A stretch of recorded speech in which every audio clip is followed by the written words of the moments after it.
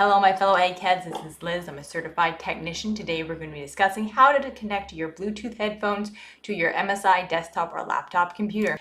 Some people find they're really easy to connect to your cell phone or different devices, but when it comes to your computer, it can be a little bit challenging if you're not familiar how to do it. But it's really simple, so we're going to go over the steps right now. First of all, you're going to go down to your Windows 10 search bar. Or if you have Windows 8, it would be the search bar that pulls out here.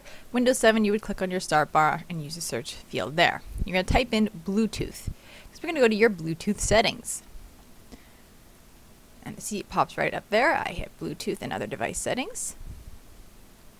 While that opens up, I'm going to prepare my device for pairing. I'm using AirPods, but each obviously Bluetooth device is different. Some are always ready for pairing, some you have to activate with a button. If you're not quite sure how yours works, look up your make and model. Go ahead and Google it, get it ready for pairing, and now we're going to show you what to do on the computer end.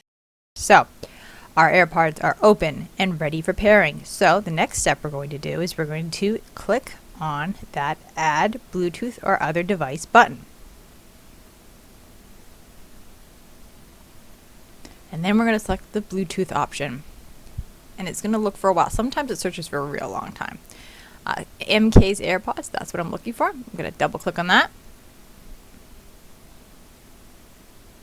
It's going to start connecting.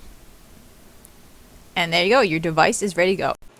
Thanks for watching our video. If you found it in any way helpful, please like and share. If you like do-it-yourself computer repair videos, then go ahead and subscribe. If you have any questions at all, or you think of a great video you'd like to see from us, go ahead and leave your comments and messages down below, and one of our certified technicians will get back to you.